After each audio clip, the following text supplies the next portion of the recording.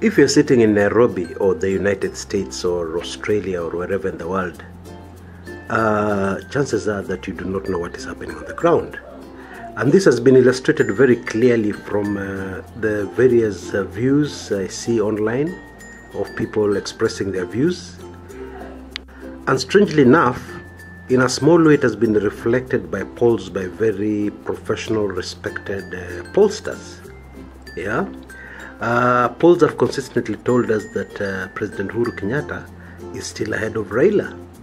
Okay, now those who follow this channel regularly will know that I recently completed a poll about 2-3 weeks ago, which was countrywide. And I even did a recording, and you know what the results of that particular, my particular poll were. I did not release the full results, and I'll confess just now, I did not release the full results because I was sure Kenyans were not ready for it. Yes, because even one Club 1999 member asked me, Kumekucha cannot be serious. Every poll we have seen is a contradiction of yours. So what makes you think you're right and everybody else is wrong? Yeah? So I held on to it. I gave people the general view. I told them that Raila was leading. I gave them the reasons why. I broke down the provinces for them. Yes, each and every province, you know, the whole provincial system so as to go faster. And that was it. Now, of course, a lot of people didn't believe. But it is interesting that now, as we head closer to the general election, what I revealed in that poll is being revealed by more and more other people. In fact, even the professional pollsters, you know, the respected pollsters, their polls are coming closer and closer to the truth. Yes, a bit late, but I guess better late than never. All they're saying is that the gap is closing. Well, I'm here to tell you there's no gap which is closing. Yeah, one of the candidates has been ahead for the last 2 months, and if anything, that candidate is gaining. Okay, now I'll attempt in these recordings to tell you why, and I'll tell you why by revealing a few facts, surprising facts actually, about what is actually happening on the ground. Surprising fact number one. Let's start with Nairobi. I expected Nairobi to be very strong, very equally shared between the two presidential candidates. I actually expected 50-50, but the situation is very interesting. It's not 50-50. Raila has Nairobi firmly in the pocket. In fact, the wave in Nairobi is so strong, it's threatening a very strong Jubilee candidate and one of my favorites, Mike Sonko. Yes, you know, a wave sometimes sweeps away a good candidate for a particular post. That's how strong Raila Odinga is in Nairobi. You know, we have a joke in Club 1999, because normally the people who are opposed to Raila Odinga are so strongly opposed to him, as you know I'm neutral, are so strongly opposed to him that they would prefer to refer to him as candidate Adui. Yeah? So let me just use that to humor maybe some people. I hope NASA people will allow me, you'll not feel offended. Yes. It's good also to have a light touch to some of these things.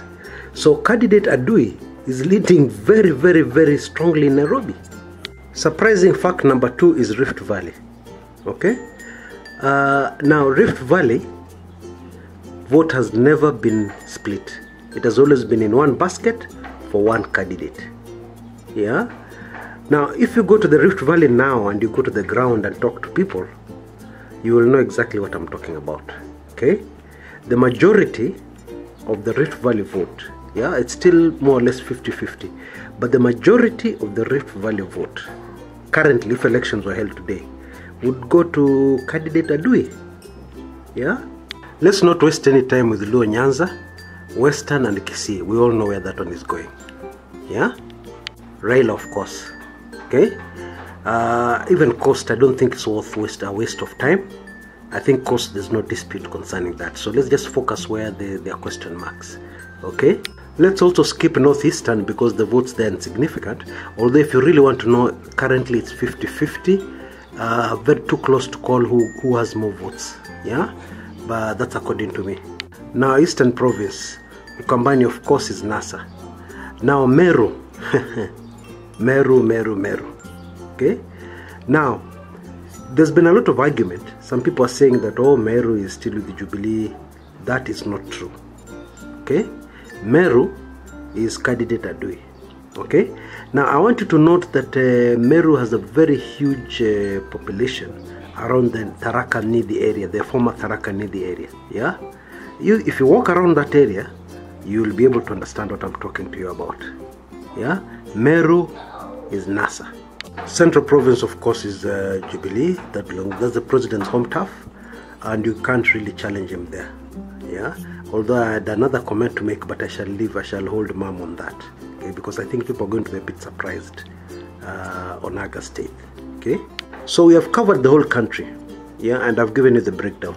So how come the polls are saying the president is leading? How?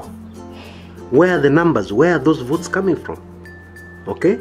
According to my figures, even if the dead voters vote, yeah, we know there are still quite a number of dead voters in the voters register. The IEBC has stubbornly refused to open it to public scrutiny. Okay, but let's leave that aside. That's a topic for another day. Even if the dead voters were to vote, what would happen is that it would make the election too close to call. Okay, but it would not put the president in the lead. I take my work here very seriously. I'm not a choir boy or a choir master. I don't belong to the campaign team of either NASA or Jubilee. In fact, my record speaks for itself. If you go through all my videos here, in fact, I've had a lot of abuses from NASA supporters since in this channel. Yeah, telling me to go to hell, and other more or less whatever I cannot mention, other more abusive words which I cannot mention here.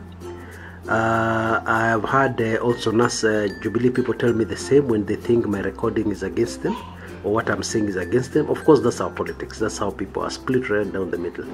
But I'm completely neutral. If candidate Adui is leading, I cannot come here and cheat you the president is leading. I can't do that.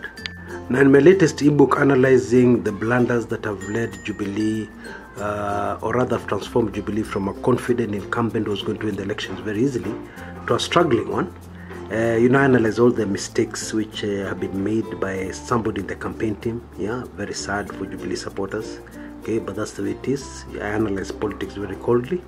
Now, in that ebook, I've also included a chapter on why NASA are in the lead. Okay, and I've also tried to list one or two mistakes which NASA has made in the campaigns. Okay, this is due to public demand because a lot of people wrote in and said, look, you're doing Jubilee, why don't you do NASA? I wanted to avoid it because my thinking was that the focus is on one political party and its problems. You know, when you're writing a composition, even in school, you can't write about all the topics in one composition. Anyway, I guess I respect my Club 1999 members very much. I respect all of you who listen to this channel very much, and so I've complied. And that's one of the reasons why the ebook will be released a bit late, but it will include that chapter. Okay, so you can look in the description area of this video and find out how you can get hold of this ebook, which also breaks down these presidential vote figures. Until next time, this is Chris Kumekucha.